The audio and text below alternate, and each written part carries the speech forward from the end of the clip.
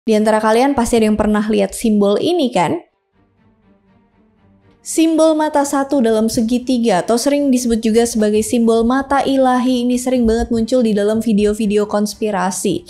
Biasanya pembahasan lambang ini nggak jauh-jauh dari organisasi rahasia seperti Freemason dan Illuminati. Lambang ini juga sering muncul di banyak tempat, salah satunya di cetakan uang $1 Amerika. Kadang juga simbol ini ditampilin sama penyanyi-penyanyi Amerika dalam video musik mereka, entah itu dengan simbolnya langsung atau dengan gerakan tangan yang membentuk lambang ini. Dan di Indonesia juga ada loh bangunan yang terang-terangan pakai lambang The Eye of Providence ini. Ada yang tahu nggak? Coba komen.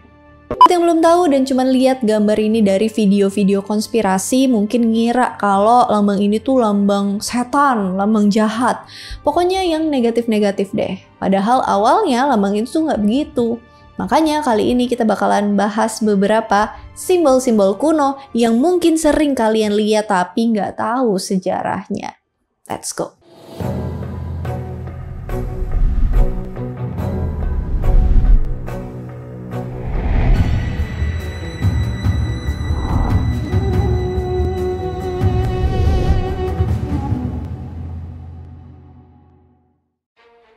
The Eye of Providence. Lambang pertama yang kita bahas adalah The Eye of Providence. Lambang ini jadi salah satu lambang organisasi rahasia yang paling banyak orang tahu. Organisasi rahasia tapi banyak orang yang tahu. Konsepnya gimana? Bingung ya. Lambang ini sering banget muncul di video-video konspirasi yang bahas organisasi rahasia. Dan gara-gara film National Treasure tahun 2004 muncullah konspirasi yang ngubung-ngubungin Freemason dengan terbentuknya negara Amerika Serikat. Alasannya ya, karena itu tadi, lambang ini ada di dalam cetakan uang $1. Yang menurut beberapa orang, artinya orang-orang Freemason inilah yang membentuk Amerika dan juga mengontrol Amerika sampai sekarang ini. Itulah konspirasinya. Makanya simbol The All-Seeing Eye atau The Eye of Providence ini sering banget dihubungin sama hal-hal negatif. Jadi sebenarnya dari mana sih simbol mata ini berasal? Kalau bicara sejarah, simbol mata sebenarnya banyak banget dipakai dalam berbagai kebudayaan dunia. Misalnya nih, pada abad ke-3 sebelum Masehi, orang-orang Sumeria biasanya bikin patung di mana mata patung itu dibuat membesar kayak orang lagi melotot. Nah, ini dimaksudkan supaya patung itu punya semacam efek kalau dia tuh lagi mengawasi sesuatu. Patung-patung dengan mata melotot dan ukuran mata besar biasanya dipasangin pada patung suci dalam kepercayaan mereka. Lalu ada juga kebiasaan orang-orang Mesir kuno yang menggambar simbol mata pada peti mati dengan maksud supaya orang yang udah meninggal bisa melihat lagi di alam akhirat. Orang Mesir kuno juga sering menggambarkan simbol mata sebagai lambang dari dewa mereka, kayak simbol mata Horus dan Ra. Dan sebenarnya masih banyak lagi kebudayaan yang sering menggunakan simbol mata ini. Nah, kalau The Eye of Providence yang dibahas di awal tadi sebenarnya berasal dari simbol yang dulu sering banget dipakai oleh orang-orang Kristen. Simbol ini udah dipakai sama para seniman di masa awal-awal periode Renaissance, sekitar abad ke-14 di Eropa. Nah, pada masa Renaissance itu, simbol ini dipakai sama seniman buat menggambarkan Tuhan. Mata pada simbol ini melambangkan Tuhan yang senantiasa menjaga dan mengawasi manusia.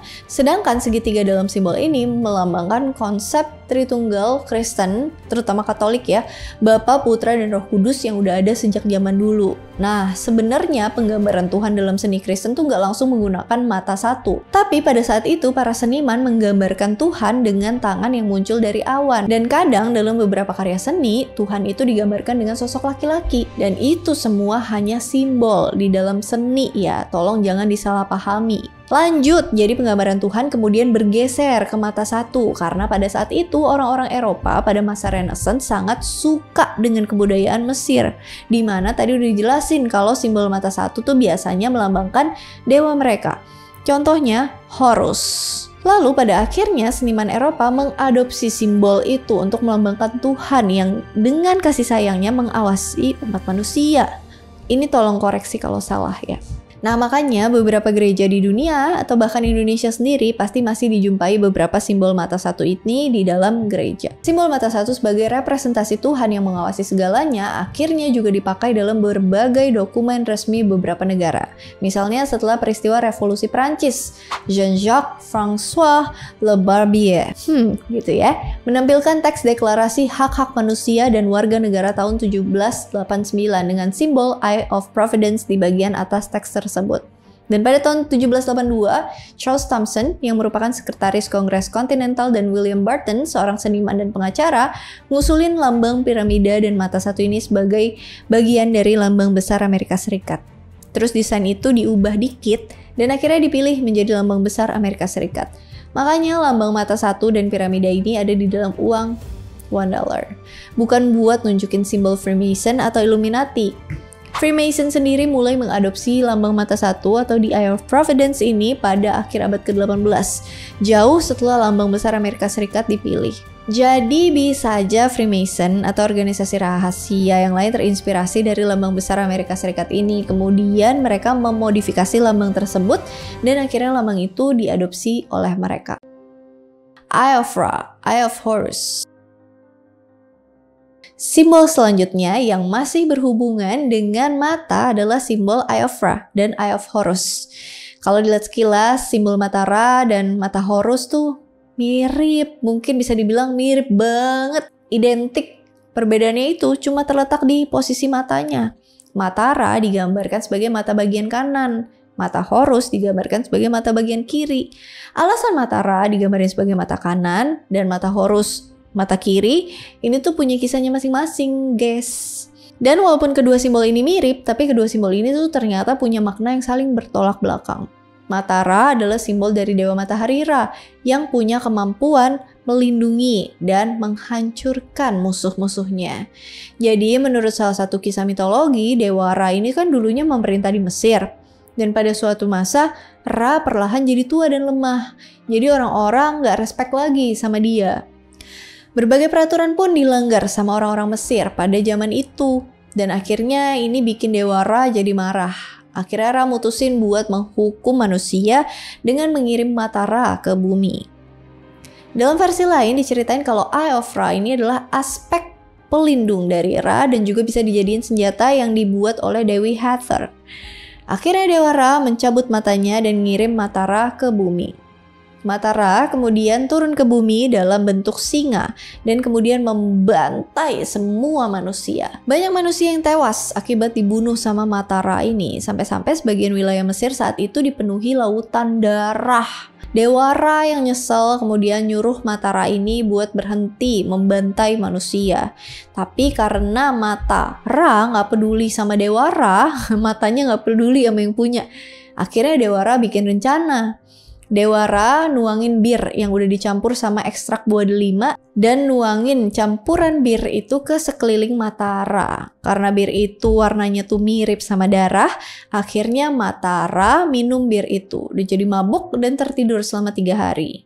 Akhirnya selamatlah umat manusia dari kemarahan mata Ra. Makanya kadang-kadang simbol mata Ra ini dianggap sebagai simbol kehancuran. Meskipun ini adalah simbol kehancuran, tapi simbol mata Ra sering dipakai sama Fir'aun dalam jimat mereka buat menghancurkan energi negatif dan kekuatan jahat dari musuh-musuh mereka. Beda sama mata Ra. Simbol mata Horus, Eye of Horus, ini melambangkan perlindungan, pemulihan, dan pelestarian. Mata Ra menghancurkan, mata Horus memulihkan atau menyembuhkan.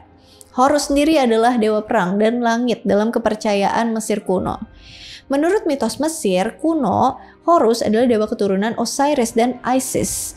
Dia membalaskan dendam kematian ayahnya dan mengalahkan pamannya, Dewa Set. Ini udah pernah aku bahas di mitologi Mesir ya, monggo cek.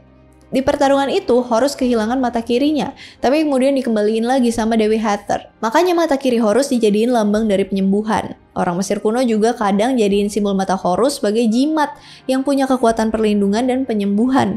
Entah itu perlindungan dari penyakit dan pembusukan dari mumi. Makanya simbol ini kadang ditemuin di peti mati Fir'aun atau pejabat pada masa Mesir kuno. Jadi meskipun simbolnya tuh hampir mirip, tapi mata Ra dan mata Horus punya perbedaan yang jauh. Mata Ra simbol mata kanan dari Dewa Ra, sedangkan mata Horus simbol dari mata kiri Dewa Horus. Yang satu punya konotasi sebagai penghancur, yang satunya lagi sebagai penyembuh. Mata Ra juga sering digambarin dengan simbol air mata atau ular kobra di sampingnya. Sedangkan mata Horus sering digambarin mirip sama mata burung elang. Jadi mungkin bisa dibedain nih antara simbol mata Ra dan mata Horus, soalnya keduanya ini tuh punya fungsi yang berbeda. Oh iya, by the way, kalian pernah lihat MV Katy Perry, Dark Horse? Dulu waktu lihat MV ini, kalian penasaran kenapa gambar perhiasan mata di wajah Katy Perry tuh beda. Awalnya kirain karena makeupnya belum jadi atau kehapus. Tapi setelah bahas materi ini, baru tahu ternyata keduanya masing-masing lambangin mata Ra dan mata Horus, bukan karena makeupnya yang belum jadi. Dan dulu tuh sempat ada konspirasi kalau Katy Perry ini Illuminati gara-gara Dark Horse itu. Caduceus dan Rod of Asclepius. Kedua simbol ini, Caduceus dan Rod of Asclepius, sering banget ketukar soal penamaan dan penggunaannya. Walaupun mungkin kedua simbol ini tuh sering dikaitin sama simbol pengobatan dan kedokteran. Tapi salah satu dari simbol ini sebenarnya nggak sama sekali berhubungan sama pengobatan, kesehatan, kedokteran. Kalian tahu yang mana? Nah, kedua simbol ini kalau kalian lihat tuh agak-agak mirip ya. Dalam lambang Caduceus, di situ ada dua ular yang melilit sebuah tongkat dan di atasnya ada dua sayap berkepak. Sedangkan dalam simbol Rod of Asclepius, cuma ada seekor ular yang melilit sebuah tongkat. Nah, simbol atau lambang yang tepat dari kedokteran yang sebenarnya adalah Rod of Asclepius. Lambang berwujud ular dan tongkat yang digunakan sekarang terinspirasi dari tongkat yang dibawa oleh Dewa Asclepius. Dia adalah dewa kesehatan dan kesembuhan, sekaligus anak dari Dewa Apollo. Ibunya bernama Putri Koronis, seorang manusia. Jadi bisa dibilang dia manusia setengah dewa, demigod. Dalam mitologi Yunani kuno, Dewa Asclepius diyakini punya keahlian nyembuhin orang yang sakit dan menghidupkan orang mati. Gara-gara ini, Hades, Dewa Underworld, ngeluh ke Zeus karena itu bisa membuat manusia jadi abadi. Makanya Dewa Zeus akhirnya membunuh Asclepius karena dianggap merusak keseimbangan sistem kehidupan dengan menghidupkan orang-orang yang udah mati. Kalau dalam versi lain disebutin kalau Zeus menghukum Asclepius karena dia dianggap korup. Asclepius diduga menjual jasanya ke manusia buat menghidupkan orang-orang yang udah meninggal. Setelah Asclepius meninggal, Zeus menempatkan Asclepius di antara bintang-bintang sebagai konstelasi Ophiuchus atau pembawa ular. Orang Yunani menganggap ular sebagai sesuatu yang suci. Mereka juga menggunakannya dalam ritual penyembuhan untuk menghormati Asclepius. Alasannya karena bisa ular dianggap sebagai obat dan pergantian kulit mereka dipandang sebagai simbol kelahiran kembali dan pembaruan. Waktu zaman Yunani kuno udah hal yang biasa kalau orang yang sakit ditempatin di Asclepion, sebuah kuil penyembuhan di mana tempat itu banyak banget ular yang berkeliaran.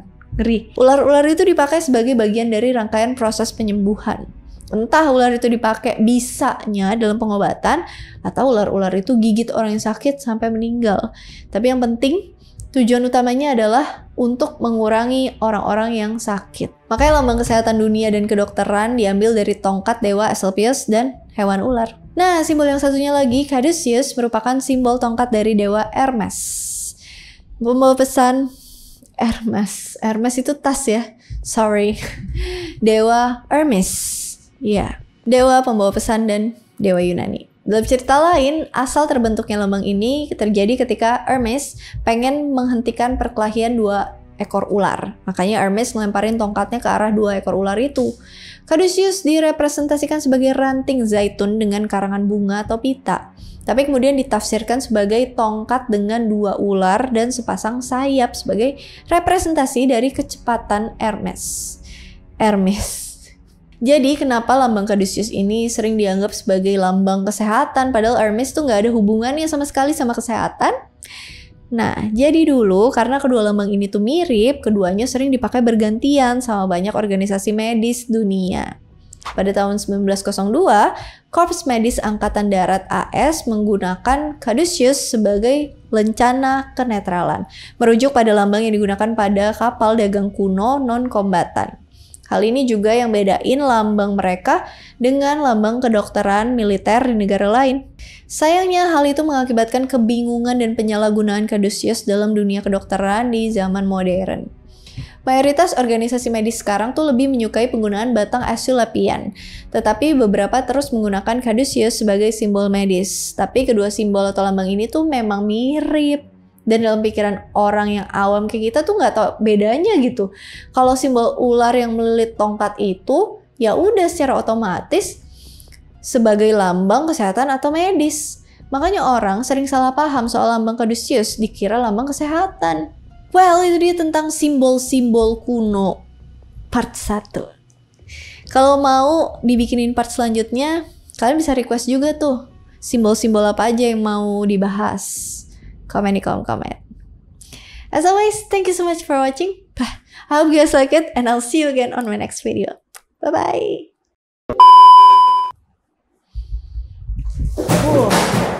Dan kadang-kadang dalam beberapa karya seni Tuhan itu salah deh. Kira juga dipakai dalam berbagai dokumen resmi Nah, kedua simbol ini kalau mayoritas organisasi medis sekarang tuh lebih menyukai penggunaan batang Aesculapian.